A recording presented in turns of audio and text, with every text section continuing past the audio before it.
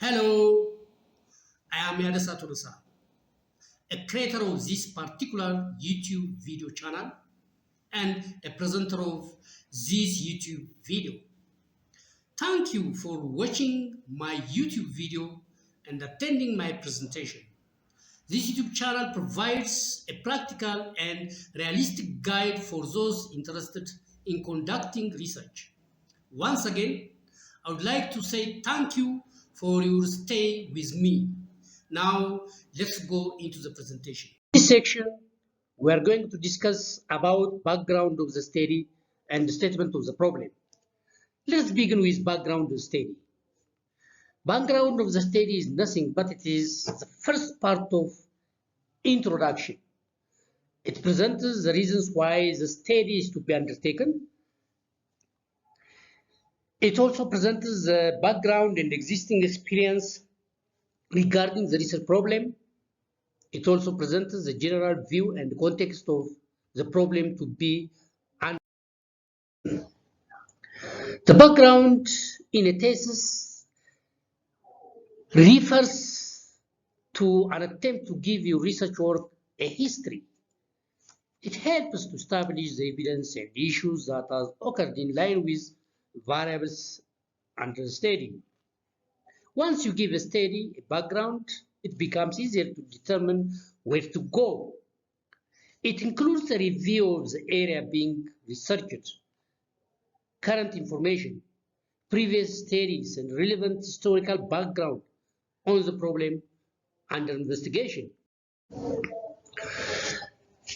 In order to check whether the background is articulated or the background is written or developed appropriately, there are certain checklists that you should follow. The following are some of them. First, you should ask yourself if the background you developed has reviewed the area of what being researched. That means from general to specific or from global to local. When we say about from global to local, for instance, your research title might be read as Assessing the Practice of Harmful Traditional Practices in Ethiopia.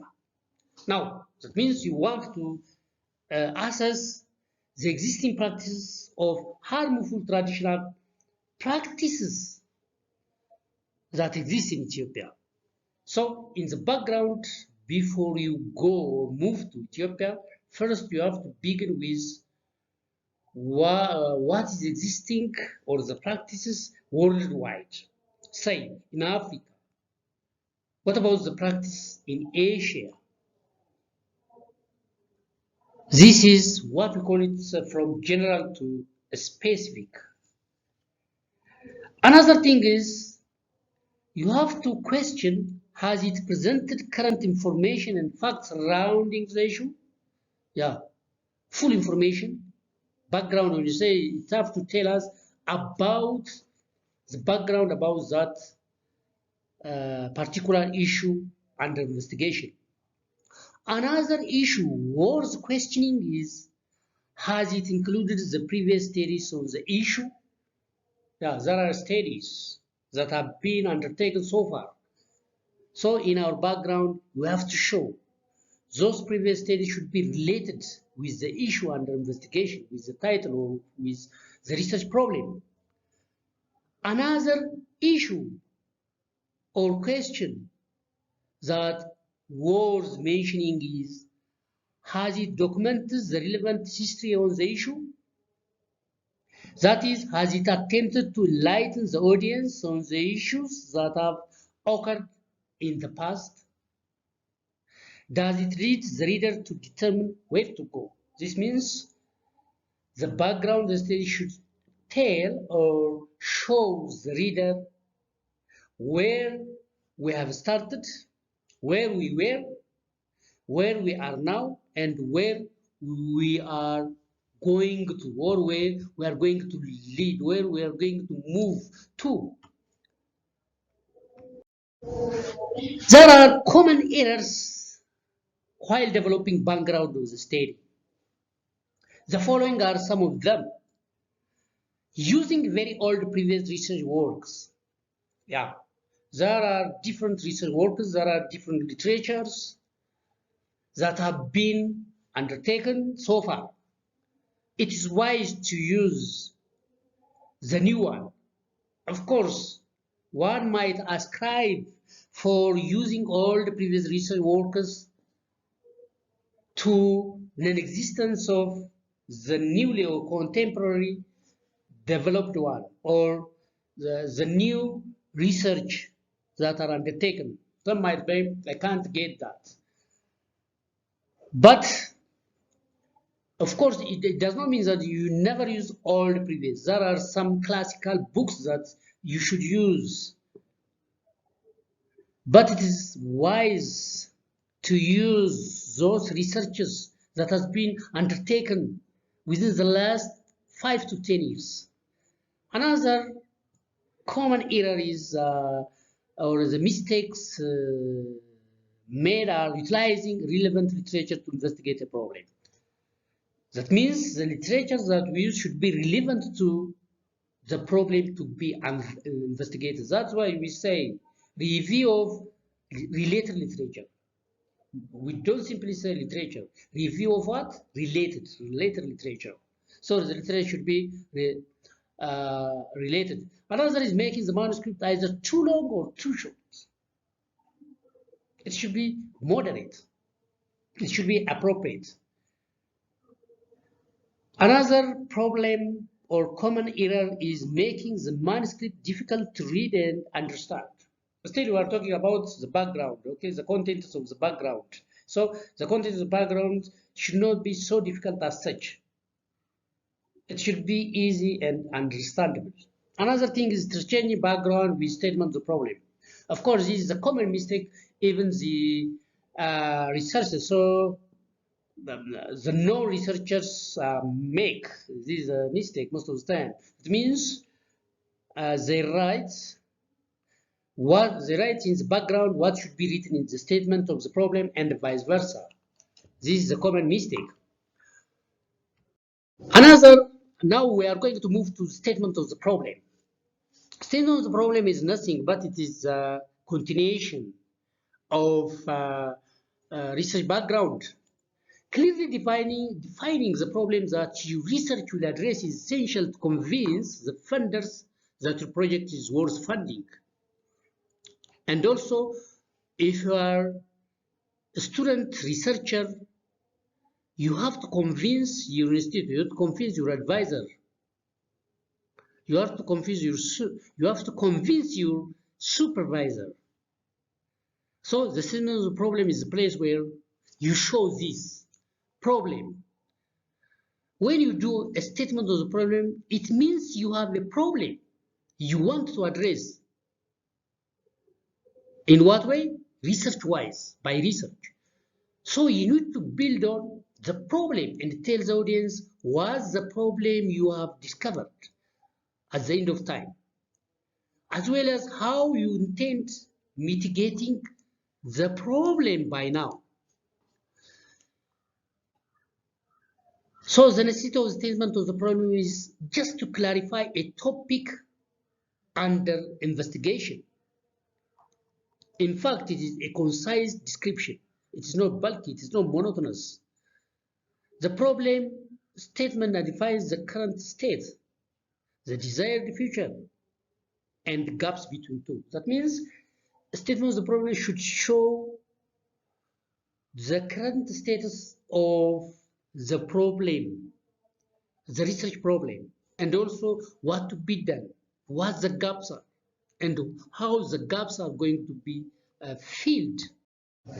So in order to check whether the statement of the problem is written appropriately, we are going to use the following checklists. The first one is, has it given a concise description of the problem or issues a project seeks to address? This means, in other words, has it. When you say it is statement of the problem, has the statement of the problem put in the way it could help ensure everyone working on a project knows what the problems they need to address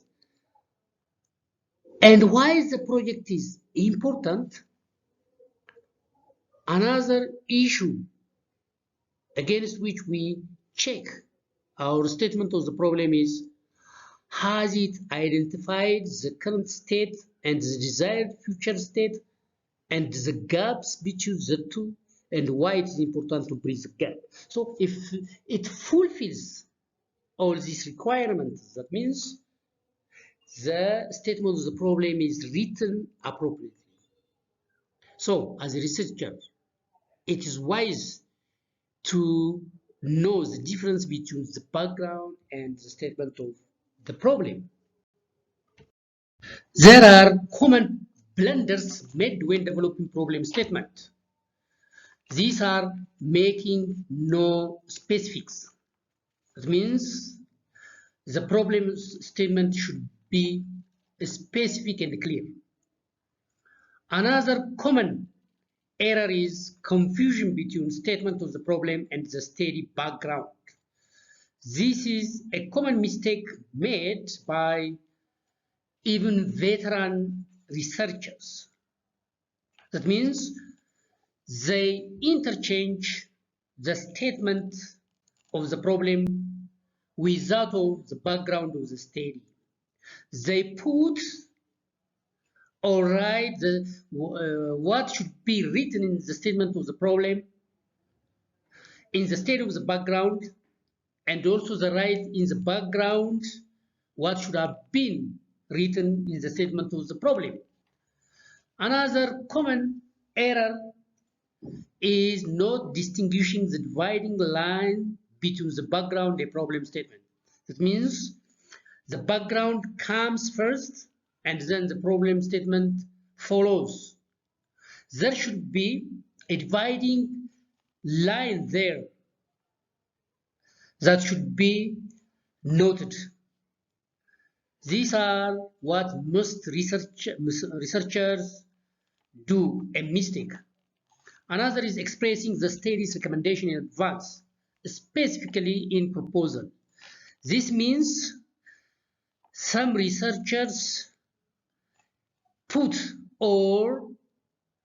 forward recommendations in the statement of the problem.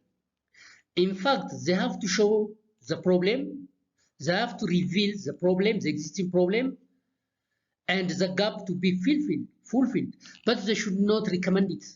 They have recommended means, that means no need to undertake research, because it is to mean that it is already known. Another common error is making the statement of the problem too bulky and boring. Some researchers write about 4 or 5 or pages of statement of the problem. Statement of the problem is so specific and should be clear, concise, self-explanatory. It should not be monotonous as such. Thank you for taking the time to watch this video. Don't forget to subscribe it. I will see you in the other videos. Bye for now.